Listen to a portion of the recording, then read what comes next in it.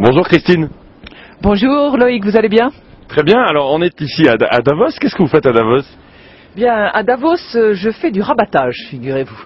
Parce que je passe une grande partie de mon temps dans les séminaires, dans les salles de réunion, sur les routes qui vont de l'une à l'autre, et je rencontre un certain nombre de patrons étrangers en particulier pour leur expliquer ce que c'est que la France et qu'ils ont toutes les raisons d'y investir. Alors vous êtes dans l'ascenseur de l'hôtel ici, ce magnifique belvédère qui est je crois bicentenaire, et vous croisez un patron américain qui vous dit non mais en France c'est magnifique, vous avez un très beau musée avec des restaurants extraordinaires, mais c'est le dernier endroit où je ferai des affaires. Qu'est-ce que vous lui répondez? Du premier au 14e étage comme on fait dans les startups?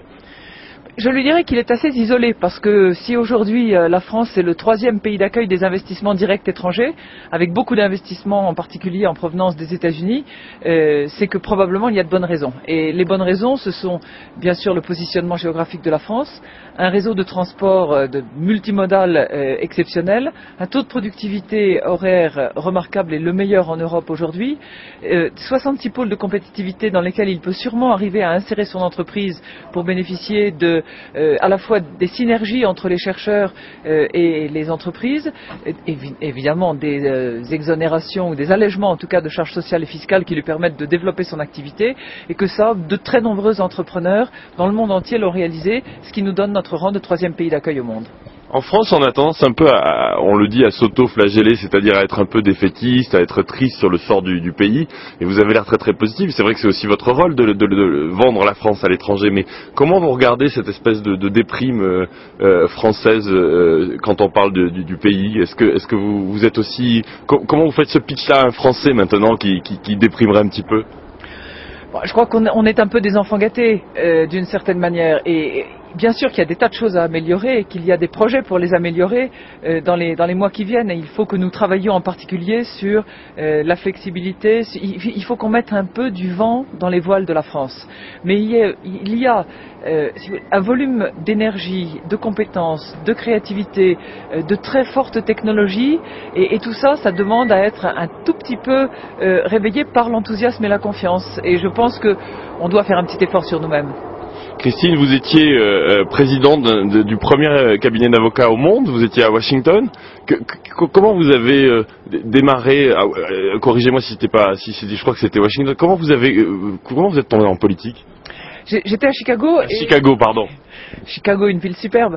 Je suis tombé en politique par téléphone en fait, parce que j'étais donc à la tête de ce cabinet que j'aime, Baker McKenzie, et nous négocions à l'époque une fusion entre le bureau de New York et le bureau de New York d'un autre cabinet. Et puis j'ai reçu un coup de téléphone du Premier ministre. Donc là, Dominique vous appelle. Quelle heure il était quelle heure? Il était 7h du matin à Chicago, et il a été suffisamment convaincant pour qu'au bout de 20 minutes, et lui ayant demandé si j'avais un peu de temps pour réfléchir, il m'a dit oui, autant de temps que vous voulez, mais je ne raccroche pas le téléphone. Il est resté en ligne. Et qu'est-ce que vous avez fait? Vous avez posé le téléphone, vous êtes allé réfléchir, vous êtes resté avec lui en ligne? Non, je lui ai dit qu'il était irrésistible et que voilà, j'étais disponible et prête pour servir. Je l'ai fait pour 2 raisons. Je l'ai fait parce que d'abord j'avais confiance dans une équipe qui avait une certaine ambition, et deuxièmement parce que j'étais assez exaspéré par cette rengaine systématique de déprime à propos de la France, et en particulier à propos du rôle de la France dans le monde et de l'ouverture de la France au monde. Et je me suis dit que si je pouvais apporter pendant un temps ma pierre à l'édifice d'une France battante, ambitieuse, qui a des ressources et qui veut défendre ses compétences, ça valait vraiment la peine que je m'y mette. Mais alors vous aviez combien de collaborateurs dans le cabinet? 8000 dans 38 pays, 68 bureaux. Donc 8000, et en 20 minutes, vous allez sauver la France. Qu'est-ce que vous leur avez dit à vos collaborateurs? Ça c'est la magie des organisations internationales et d'un partnership comme Baker McKenzie. J'avais un peu anticipé que ça pouvait se passer parce que j'avais eu un email reçu sur mon BlackBerry 2 heures avant me demandant de rappeler Dominique de Villepin. Donc, comme il était 5 heures du matin à Chicago, j'ai eu le temps quand même, 1, de réfléchir, 2, de contacter les membres de mon conseil exécutif pour leur en parler et pour évoquer cette éventualité. Et là, ils ont été formidables, et mon vice-chairman américain m'a tout de suite dit You've got to serve, it's a call for duty, You just get on with it. France calls you. Et alors, donc, est-ce que vous êtes contente de ce choix? Parce que, évidemment, vous étiez à la tête d'un cabinet avec, j'imagine, comment dire, un package, comme disent les Américains, qui doit être évidemment à l'avenant. Et là, tout d'un coup, vous servez la France. Il faut arriver à un certain résultat après. Est-ce que au bout de ces quelques années d'action, vous êtes satisfaite de ce choix? Ça fait 18 mois que je fais ce que je fais et je suis satisfaite de ce que les entreprises, me semble-t-il, ont envie d'exporter, d'exporter vers les pays à forte croissance, ce qui me paraît indispensable pour elles, et puis 3, j'essaie aussi de jouer mon rôle dans les programmes d'attractivité de la France. Le fait qu'on soit 3e pays d'accueil en 2006 me paraît un bon résultat. Mais vous savez, moi j'ai un rôle de courroie d'entraînement et puis de préparation du terreau sur lequel les entreprises plantent et puis ensuite font pousser leurs projets et récoltent ensuite. Et quelles sont les 4 ou 5 différences les plus importantes que vous voyez entre le business et la politique? Une énorme lourdeur du protocole, du sens de la hiérarchie, des procédures, une utilisation insuffisante des nouvelles technologies. Même si nous, on est en train en ce moment, grâce à la réforme de l'État, à la digitalisation d'un certain nombre de procédures, de faire des efforts en matière douanière, en matière d'impôts, on a fait beaucoup d'efforts, mais il y a tout de même une très très grande lourdeur qui, à mon sens, retarde le processus de décision, alors que par ailleurs, il y a des compétences au niveau de l'administration qui sont énormes, mais qui sont un peu ensommeillées par la lourdeur des procédures. Et donc les gens sont aussi tournés vers le résultat qu'en entreprise. Le sentiment que j'ai, c'est qu'est-ce qui les fait marcher finalement? C'est évidemment pas l'argent, les politiques. Vous le voyez en arrivant finalement 18 mois de l'extérieur. Qu'est-ce qui les fait marcher? Comment vous définiriez Parce que j'ai quand même le sentiment tout le monde j'ai même du mal à l'exprimer, mais entre le business et la politique, il y a quand même une motivation qui n'est pas du tout la même. Comment vous voyez cette motivation pour la France, pour le pouvoir? La motivation pour la France, ça relève d'une espèce d'alchimie un peu magique, qui tient à la fois à la fierté d'être français, à l'affection qu'on a pour son pays, au sentiment d'un potentiel colossal qui doit être développé, au sens de la compétition aussi, parce que d'autres pays du monde essaient de courir et il n'y a pas de raison que nous on se laisse distancer dans un certain nombre de domaines. Donc ça c'est très motivant. La différence, si vous voulez, avec la motivation qu'on a au sein d'une entreprise, c'est que le cercle d'intervention, le domaine de compétences est plus étroit dans une entreprise. Vous êtes à la tête d'une entreprise dans un secteur d'activité sur un marché particulier. Un pays tout entier, on se sent, en tout cas en tant que petit ministre, Ministre?